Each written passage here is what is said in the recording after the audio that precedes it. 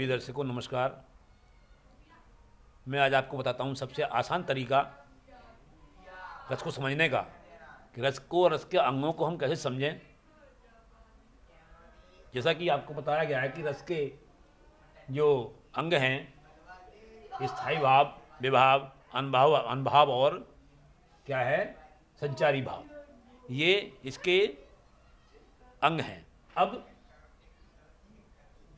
समझना हमें ये है कि जो कि विभाव के भाग हैं आश्रयालंबन, विषयालंबन, उद्दीपन,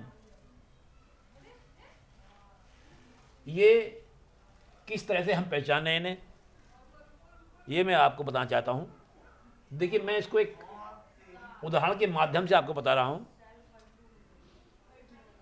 जैसे कि एक हास्य कवियों की सभा है, एक सुंदर मंच है, वहाँ पर श्रोता बैठे हुए हैं और हास्य कवि आता है। तो पहली बात तो ये है, जो श्रोता हैं वो आश्रय आलम्ब हैं, उनको कविता सुननी है और श्रोता के अंदर ही स्थायी भाव होगा। जो आश्रय आलम्ब है उसी के अंदर स्थायी भाव होता है। विभाव, विभाव कौन है?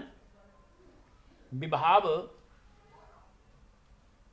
उस विषय को बताता है, दिखाता है।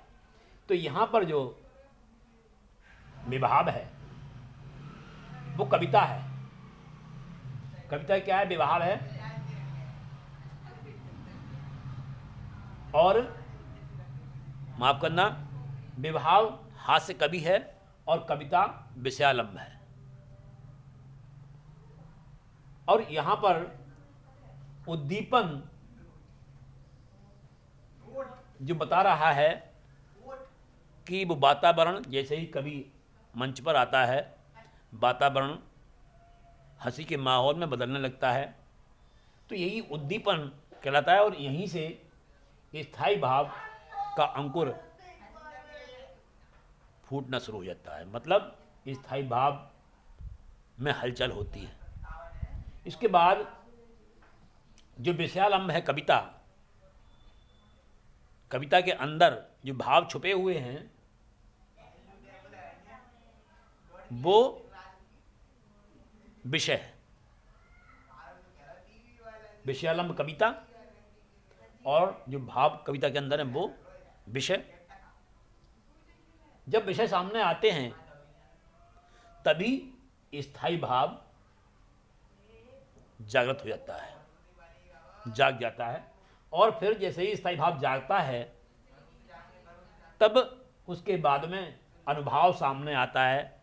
अनुभाव में क्या होता है कि चेष्टा होती है। चेष्टा क्या? जो श्रोता है, जो आश्रय है, वो स्थायी भाव को बाहर लाने के लिए तैयार हो जाता है। जैसे कि जब हास्य कवि ने कविता सुनाना शुरू किया, कविता के भाव सामने आए, स्थायी भाव जागा, चेष्टा हुई हंसने की, तो या तो वो मुस्कुराहट लेकर ही हंसना बंद कर देगा या फिर पूरी तरह से ठहाका लगाएगा। मतलब उसका जो स्थायी भाव है वो संचरण में आ जाएगा, पूरी तरह से स्पष्ट दिखाई देगा कि ये जो रस है ये स्पष्ट कर रहा है कि यह हास्य रस है। इसी प्रकार से सभी रसों को इन्हीं अंगों के द्वारा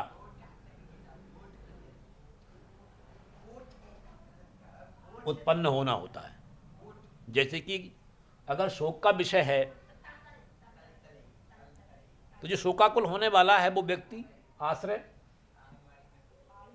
जिसके कारण शोक का विषय उत्पन्न होगा वो विभाव होगा। श्रोता के माफ करना, आश्रय के अंदर जो स्थायी भाव जागेगा वो शोक होगा। और शोक जब होगा तो वो रोने की चेष्टा भी करेगा और धीमे या तेज गति में या फूट फूट कर रोएगा। इसी से जन्म होगा करुण रस का। इसी प्रकार से अन्य जो रस हैं उनकी क्रियाएं इसी प्रकार से होती हैं। अब मैं अगले वीडियो में आपको रसों के प्रकार